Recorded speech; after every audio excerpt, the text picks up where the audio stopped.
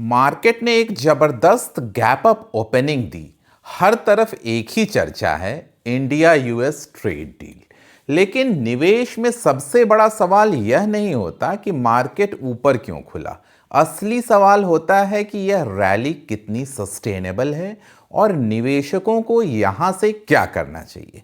इस वीडियो में हम सेक्टर बाय सेक्टर एनालिसिस करेंगे और हर सेक्टर की जब हम एनालिसिस करेंगे तो उसके प्रोमिनेंट इंडियन स्टॉक्स जो हैं जो इस ट्रेड डील से अफेक्ट होंगे उनका जिक्र भी करेंगे।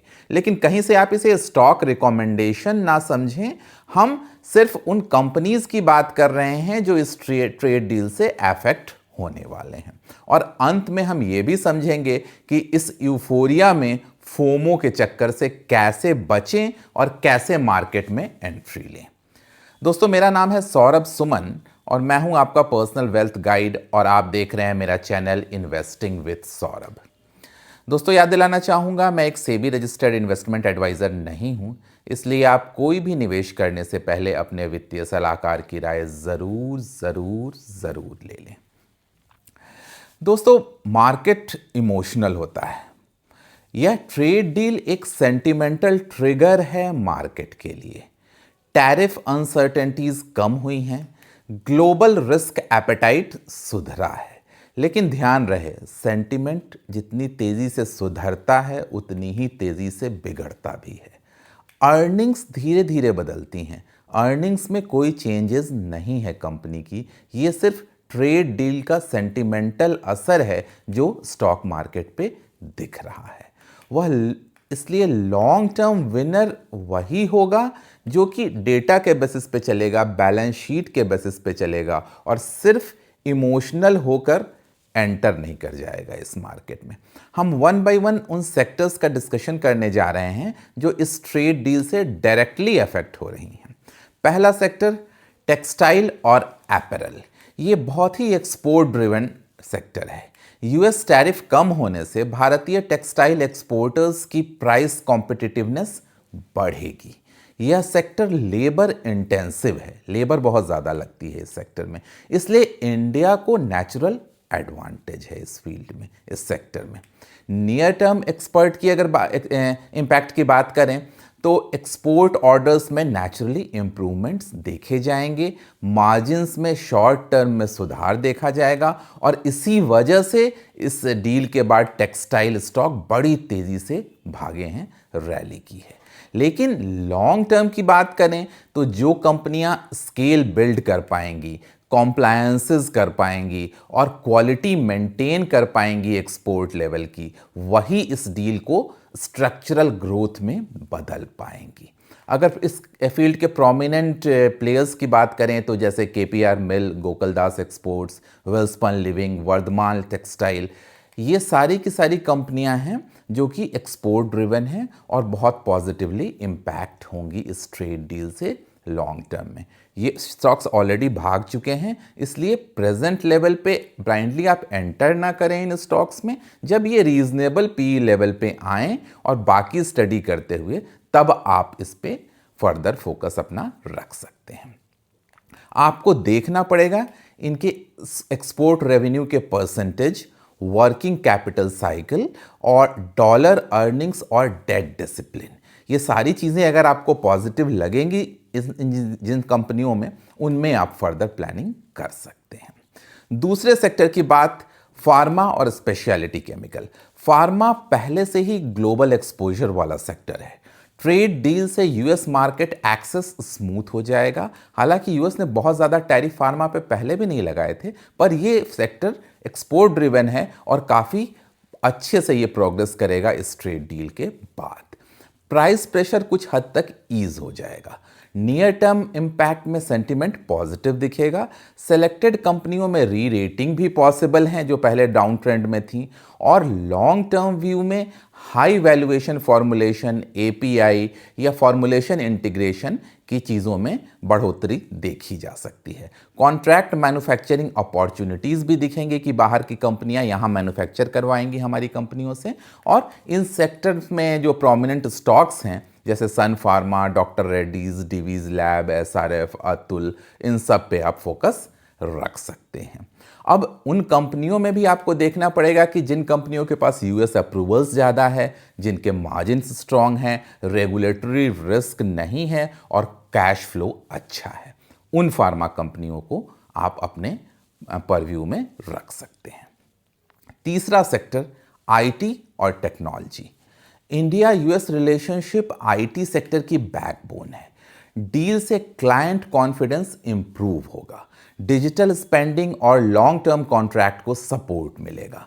नियर टर्म की बात करें तो नेचुरली लार्ज आईटी स्टॉक्स में सेंटिमेंट ड्रिवन मूव्स ऑलरेडी आ चुके हैं, लेकिन वैल्यूएशंस आईटी सेक्टर में पहले से ही कंफर्टेबल थे, काफ़ी लो लेवल पे आ चुके थे। अगर लॉन्ग टर्म की बात करें तो क्लाउड, एआई या फिर मैनेज्ड सर्विसेज जो हैं जिसमें हाई मार्जिन सेगमेंट ज़्यादा है, या फिर एआई या फिर डेटा सेंटर, इन चीज़ों पे आप नज़र रख सकते हैं। उन कंपनियों में भी जिनके स्टेबल डॉलर कैश फ्लो हैं, जैसे कि TCS, Infosys, HCL technology, LTI, Mindtree, ये सारी कंपनियां पॉजिटिवली इम्पैक्ट हो सकती है। इन्वेस्टर को फोकस रखना पड़ेगा कि जिन कंपनियों के पास ज़्यादा स्ट्रॉन्ग डील्स हैं, जिन्हें प्रोमिनेंट कंपनियों से कॉन्ट्रैक्ट मिलने के चांसेस हैं, जिनकी गाइडेंस स्ट्रॉन्ग है, जिनके मार्जिन्स स्ट्रॉन्ग हैं, हेडलाइंस नहीं मार्जिन्स, ये देखना है इन्वेस्टर को लॉन्ग टर्म के लिए। चौथे सेक्टर की बात करते हैं auto and auto ancillaries. Auto component exporters को टैरिफ में काफ़ी रिलीफ मिली है। यूएस ओईएम्स के लिए इंडिया एक कॉस्ट इफेक्टिव सोर्सिंग हब है। नियर टर्म इम्पैक्ट में ये आउट परफॉर्म कर सकते हैं, खासकर export driven heavy ancillary companies. Long term में ईवी कंपोनेंट बनाने वाली कंपनियां या ग्लोबल सप्लाई चेन डाइवर्सिफिकेशन जिन कंपनियों के थ्रू होता है, जैसे कि मदरसन, संवर्धन मदरसन या Bharat forge, Sundaram fasteners, Amara Raja Exide, ये एनर्जी स्टोरेज का एंगल है इसमें अमारा राजा एक्साइड में, तो इन कंपनियों पे आप फोकस रख सकते हैं। आपको देखना है इन कंपनियों में export percentage, total export share, client concentration, capex और डेट कितना है इन कंपनियों पे। इन चीज़ों को देखते हुए फर्दर आप अपनी इन्वेस्टमेंट प्लानिंग्स कर सकते हैं। अब बात करते हैं अगले सेक्टर की, James, jewellery, leather, handicraft. Labour intensive export sector है ये सारे के सारे। टैरिफ कट का डायरेक्ट बेनिफिट मिलेगा इस सेक्टर को। नियर टर्म की बात करें तो स्मॉल और मिड कैप स्टॉक्स जो इस सेक्टर के हैं उनमें शार्प मूव देखा जा रहा है और आगे कुछ दिनों तक उम्मीद है कि इसी अप ट्रेंड में ये रहेंगे। हालांकि इसमें रिस्क फैक्टर जो है कि इनके ये जो कमोडिटी यूज़ करते हैं अपने प्रोडक्ट्स बनाने में, उन कमोडिटीज़ की प्राइस बहुत ज़्यादा वोलेटाइल होती है और ये वोलेटिलिटी कहीं ना कहीं उनके थिन मार्जिन, जो मार्जिन काफ़ी थिन रहता है इनका, उसको एडवर्सली अफेक्ट कर सकती है। इसके अलावा चूंकि छोटी कंपनियां हैं तो उनमें गवर्नेंस इश्यूज भी देखे जाते हैं और बाकी डेट बर्डन भी कई बार इनके ऊपर ज़्यादा होता है, तो ऐसी कंपनियों पे आपको नज़र रखने की ज़रूरत है। हालांकि इस फील्ड में ज्वेलरी प्ले में एक प्रोमिनेंट प्लेयर टाइटन जैसा भी हमारी कंट्री में है जो पॉजिटिवली इम्पैक्ट होगा इस ट्रेड डील से। इस केस में आपको प्राइस से ज़्यादा बिजनेस की क्वालिटी पे देखना है, मैनेजमेंट की क्वालिटी देखनी है। अगले सेक्टर की बात करते हैं, इंजीनियरिंग और capital goods. Engineering capital goods के साथ साथ ही जुड़ा हुआ है एक्सपोर्ट एमएसएमईज। ये ज़्यादातर जो बड़े जायंट्स हैं वो अपने प्रोडक्ट्स के लिए छोटे छोटे एमएसएमईज पे डिपेंड करते हैं, उनसे मैन्युफैक्चरिंग करवाते हैं और तब उसे एक्सपोर्ट करते हैं। ऑलरेडी प्रेजेंट जो बजट पेश हुआ था 2-3 दिन पहले, उसमें काफ़ी जोर था फाइनेंस मिनिस्टर का एमएसएमई सेक्टर में। अब यूएस मार्केट के लिए स्पेशलाइज्ड सप्लायर जो भी हैं उन्हें इसकी वजह से, इस ट्रेड डील की वजह से फ़ायदा होगा।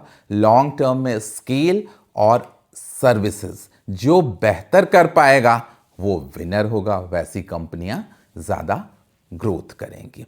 इनमें प्रोमिनेंट इंडियन कंपनी की बात करें तो जैसे केईसी इंटरनेशनल या थर्मैक्स, ये बड़ा नीच इंजीनियरिंग एक्सपोर्ट वाला सेक्टर है, बहुत ज़्यादा प्लेयर्स नहीं हैं इस फील्ड में, और अगर क्वालिटी डिलीवर कर पाई ये कंपनियां तो इनके सामने पूरा ओपन मार्केट खुला हुआ है। अगले सेक्टर की बात करते हैं, रिन्यूएबल एनर्जी और क्लीन टेक। ये इनडायरेक्ट बेनिफिशियरी होगा इस ट्रेड डील का। ट्रेड डील से क्लीन एनर्जी कोऑपरेशन का स्कोप खुलता है, टेक्नोलॉजी ट्रांसफ़र और कैपेक्स अपॉर्चुनिटीज़ भी बढ़ती हैं।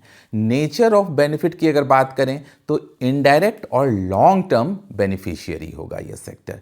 इमीडिएट रैली के बाद पेशेंस ज़रूरी होगी। प्रोमिनेंट इंडियन स्टॉक्स इस फील्ड में जो हैं, जैसे कि Tata power, Adani green, already आज काफ़ी ज़्यादा बढ़ चुके हैं ये सब।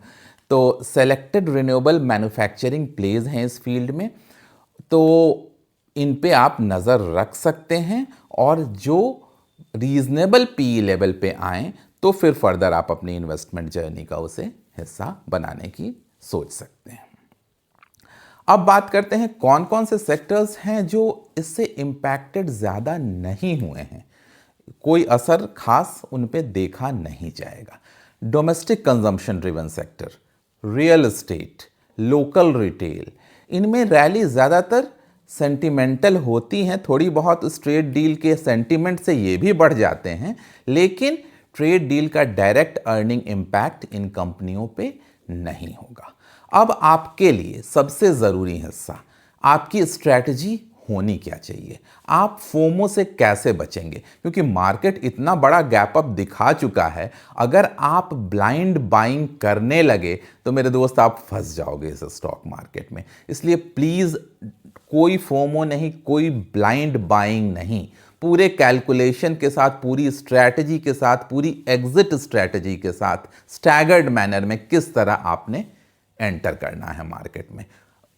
डरो मत, मार्केट फिर कभी डाउन आएगा, और इसलिए ब्लाइंड बाइंग नहीं। हेडलाइन विनर और स्ट्रक्चरल विनर अलग अलग होते हैं। आज आपको हेडलाइंस कुछ और दिख रही होंगी, और हो सकता है अंडरलाइंग अर्निंग्स उतनी ज़्यादा नहीं हो। आपके लिए वैल्यूएशन डिसिप्लिन रखना बहुत ज़रूरी है। फेज्ड बाइंग करना बहुत ज़रूरी है। एक दिन में कोई इन्वेस्टमेंट नहीं। बैलेंस शीट और कैश फ्लो पे नज़र रखना है आपको इन कंपनीज की। ट्रेडर और इन्वेस्टर की स्ट्रैटेजी अलग अलग होती है। आप इन्वेस्टर हो, आप ट्रेडर नहीं हो। मेरे जो भी ऑडियंस हैं, मैं समझता हूं कि लॉन्ग टर्म इन्वेस्टर हैं, और अगर नहीं हो आप तो प्लीज़ बनो, ये मेरा ऑनेस्ट रिक्वेस्ट है आपसे। ट्रेड डील एक पॉजिटिव मैक्रो इवेंट है, लेकिन वेल्थ क्रिएशन एक्साइटमेंट से नहीं होता है, डिसिप्लिन से होता है। वेल्थ क्रिएशन एक दिन की जर्नी नहीं है, ये आपका लाइफ लॉन्ग डिसिप्लिन है। मार्केट बार बार अपॉर्चुनिटीज़ देता है। अभी 4 दिन पहले भी जब अपॉर्चुनिटी दे रहा था तब किसी को एंटर नहीं करना था। आज मार्केट जब भाग रहा है तो हर किसी को एंटर करना है। पर पेशेंट और प्रोसेस ड्रिवन जो भी इन्वेस्टर होते हैं वो इस स्टॉक इन्वेस्टमेंट का फ़ायदा ज़रूर उठाते हैं। दोस्तों, उम्मीद है कुछ क्लैरिटी आई होगी आपको अपनी इन्वेस्टमेंट प्लानिंग में कि इस यूएस इंडिया ट्रेड डील के बाद मार्केट का फ़ायदा कैसे उठाना है। जल्दी ही मिलेंगे ऐसे ही किसी इंसाइटफुल वीडियो के साथ। तब तक सौरभ सुमन साइनिंग ऑफ।